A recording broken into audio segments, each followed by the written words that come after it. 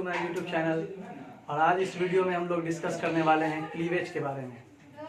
तो जब फर्टिलाइजेशन का प्रोसेस हो जाता है तो उसके बाद एक डायप्लॉइड स्ट्रक्चर का फॉर्मेशन होता है और उस डायप्लॉइड स्ट्रक्चर को हम लोग कहते हैं जाइगोट। और जब जाइगोट में रिपीटेड माइटोटिक डिवीजन होता है जिसके रिजल्टेंट मल्टीसेल्युलर मोरुला का फॉर्मेशन होता है तो इस प्रोसेस को हम लोग बोलते हैं क्लीवेज। यानी सिंगल सेल जाइगोट से मल्टी सेल्यूलर मोरुला का या मल्टी सेल्यूलर स्ट्रक्चर का बनना माइटोटिक डिवीजन के रिजल्टेंट, इस प्रोसेस को कहा जाता है क्लीवेज। तो ये क्लीवेज का जो प्रोसेस है ये स्टार्ट कब होता है? फर्टिलाइजेशन के। तो जो फर्स्ट क्लीवेज का फॉर्मेशन है वो फर्टिलाइजेशन के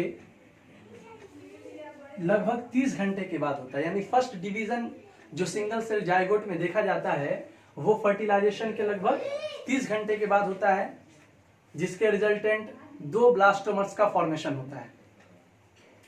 सेकेंड क्लीवेज और सेकेंड डिवीजन फर्टिलाइजेशन के 40 घंटे के बाद होता है। यानी फर्स्ट डिवीजन के 10 घंटे के बाद सेकेंड डिवीजन होता है जिससे 4 सेल का फॉर्मेशन होता है या 4 ब्लास्टोमर्स का फॉर्मेशन होता है।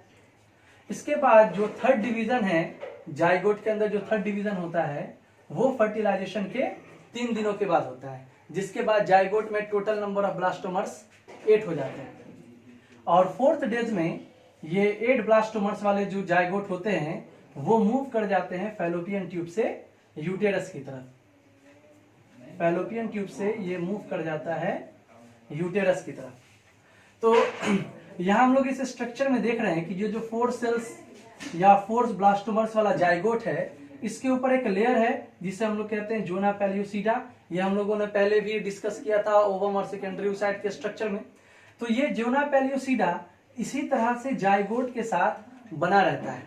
ये जोना पेल्यूसिडा का होना जरूरी है। अगर जोना पेल्यूसिडा फर्टिलाइजेशन के टाइम में ही डिसॉल्व हो जाता, अगर ये जोना पेल्यूसिडा डिस्ट्रॉय हो जाता फर्टिलाइजेशन के ही टाइम में, तो जो इम्प्लांटेशन का प्रोसेस है, प्रेगनेंसी का जो प्रोसेस है वो इम्प्लांटेशन फैलोपियन ट्यूब में ही हो जाता। लेकिन fallopian tube suitable environment provide नहीं कर सकता है इम्प्लांटेशन के लिए, इसलिए जोना पेल्यूसिडा का बना रहना जाइगोट के साथ जरूरी होता है जब तक कि जाइगोट फैलोपियन ट्यूब में होता है। जब ये जाइगोट मूव कर जाता है फैलोपियन ट्यूब से यूटेरस की तरफ तो ये जोना पेल्यूसिडा डिसॉल्व हो जाता है, टूट जाता है, खत्म हो जाता है, जिसके बाद इम्प्लांटेशन का प्रोसेस इजिली होता है।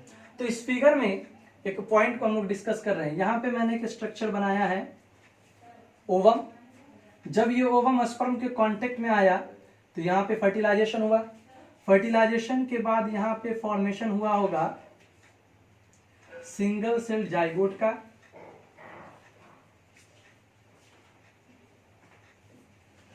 सिंगल सेल जाइगोट का। और जब इस सिंगल सेल जाइगोट में माइटोटिक डिवीजन शुरू हुआ होगा तो फर्स्ट डिवीजन के फलस्वरूप यहाँ पे 2 ब्लास्टोमर्स का फॉर्मेशन हुआ। फिर इसमें माइटोटिक डिवीजन हुआ होगा जिससे 4 ब्लास्टोमर्स। एक बार फिर से माइटोटिक डिवीजन हुआ होगा 8 ब्लास्टोमर्स। फिर माइटोटिक डिवीजन हुआ होगा 16 ब्लास्टोमर्स। और जब जाइगोट 8 से 16 ब्लास्टोमर्स वाले स्टेज में आ जाता है, यानी इस स्टेज में आ जाता है, तो उसे हम लोग कहते हैं मोरुला। ठीक है, 8 से 16 ब्लास्टोमर्स वाले जाइगोट को मोरुला कहा जाता है जो मलबेरी शेप्ड का होता है। ये मोरुला फाइनली कन्वर्ट कर जाता है ब्लास्टोसिस्ट में और ब्लास्टुला में। ब्लास्टोसिस्ट और ब्लास्टुला में। तो ये ब्लास्टोसिस्ट या ब्लास्टुला का जो आउटर लेयर है इसे हम लोग कहते हैं ट्रोफोब्लास्ट। और इसके अंदर जो सेल का एक मास है, सेल का जो ग्रुप है, इसे हम लोग कहते हैं इनर सेल मास। तो एम्ब्रियो के डेवलपमेंट में, एम्ब्रियो के फॉर्मेशन में ट्रोफोब्लास्ट का कोई भी रोल नहीं होता है। ठीक है, ट्रोफोब्लास्ट एक्स्ट्रा एम्ब्रियोनिक मेम्ब्रेन का फॉर्मेशन करता है, जबकि ये जो सेल है आईसीएम, इनर सेल मास, इस इनर सेल मास में ये कैपेसिटी होती है कि ये एम्ब्रियो का फॉर्मेशन कर सकता है। और ये जो कैविटी है ब्लास्टोसिस्ट का, इसे हम लोग कहते हैं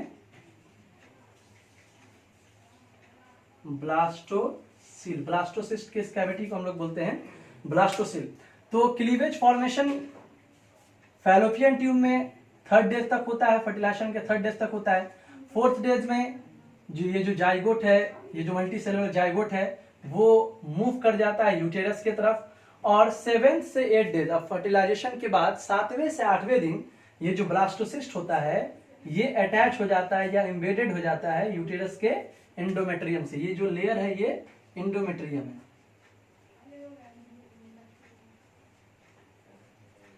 ये अटैच हो जाता है या एम्बेडेड हो जाता है यूटेरस के एंडोमेट्रियम से, और इस प्रोसेस को हम लोग बोलते हैं इम्प्लांटेशन। हालांकि ये टॉपिक हम लोग का इम्प्लांटेशन का नहीं है, यहाँ पे हम लोग क्लीवेज डिस्कस कर रहे हैं, और इसके बाद इम्प्लांटेशन पर भी मैं एक सेपरेट वीडियो बनाऊंगा जहाँ पे इम्प्लांटेशन को और अच्छे तरह से हम लोग डिस्कस करेंगे।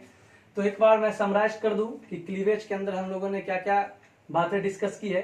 क्लीवेज हम लोग बोलते हैं जब कोई डाइप्लॉइड जाइगोट में रिपीटेड माइटोटिक डिवीजन होता है और वो सिंगल सेल जाइगोट एक मल्टी सेलुलर स्ट्रक्चर यानी कि मोडुला में कन्वर्ट कर जाता है, तो इस प्रोसेस को हम लोग बोलते हैं क्लीवेज। तो क्लीवेज के दौरान जो फर्स्ट डिवीजन होता है फर्टिलाइजेशन के बाद जाइगोट में, जो पहला डिवीजन होता है वो फर्टिलाइजेशन के 30 घंटे के बाद होता है। जो दूसरा डिवीजन है वो 40 घंटे के बाद होता है।